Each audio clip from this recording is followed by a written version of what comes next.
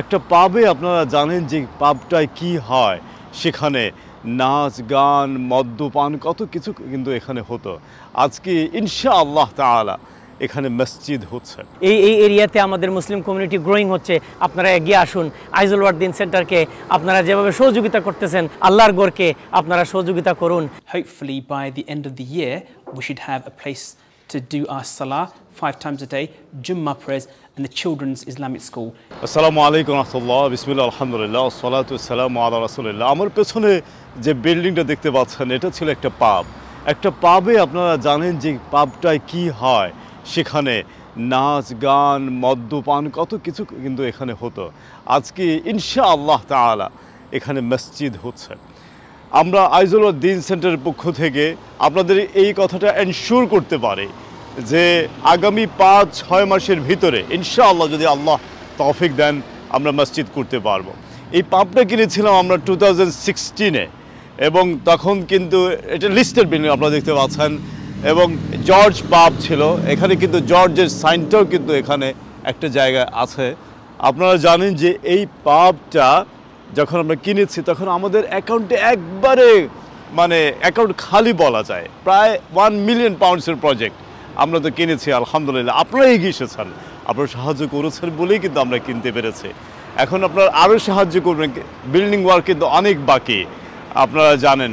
এবং because of Covid, because of Brexit জিনিসপত্রের দাম বেড়ে গেছে।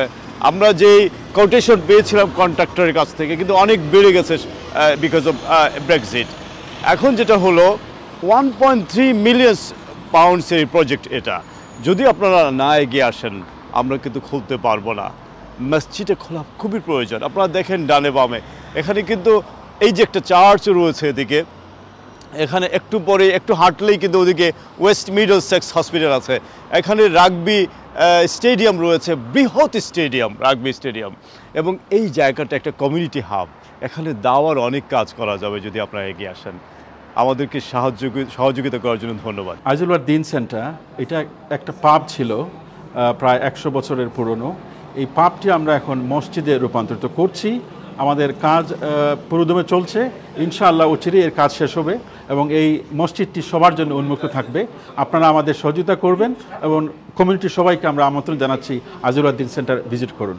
আইজুল ওয়ার্দিন সেন্টারের পক্ষ থেকে আপনাদের সকলকে আমরা আবারও ধন্যবাদ জানাচ্ছি যে আজকে 10-12 বছর থেকে আপনারা আমাদেরকে সহযোগিতা করে আসছেন। আপনারা জানেন আমরা অনেক অ্যাক্টিভিটি করে থাকি। আমাদের আল ফাতিহা স্কুল আছে, অনেক চিলড্রেনরা এখানে ওয়েটিং লিস্টে এখনও আছেন।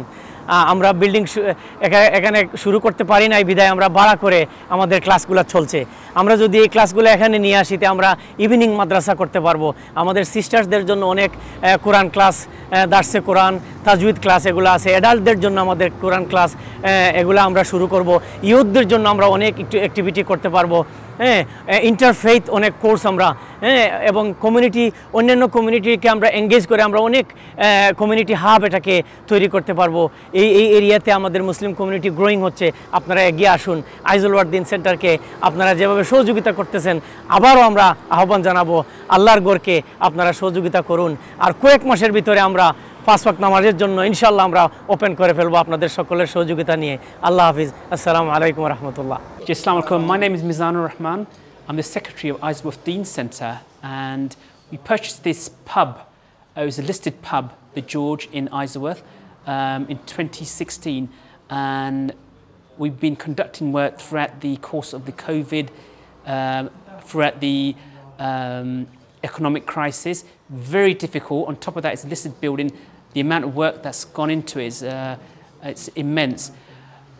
We only did the first Tarawih, a temporary opening, last Ramadan, which was a huge success. We had roughly about 200 people doing Salah here. We are coming to the ending last part of completion of the masjid, and hopefully by the end of the year we should have a place to do our Salah 5 times a day, Jummah prayers and the children's Islamic school. Inshallah, with everyone's dua, we could actually complete this project.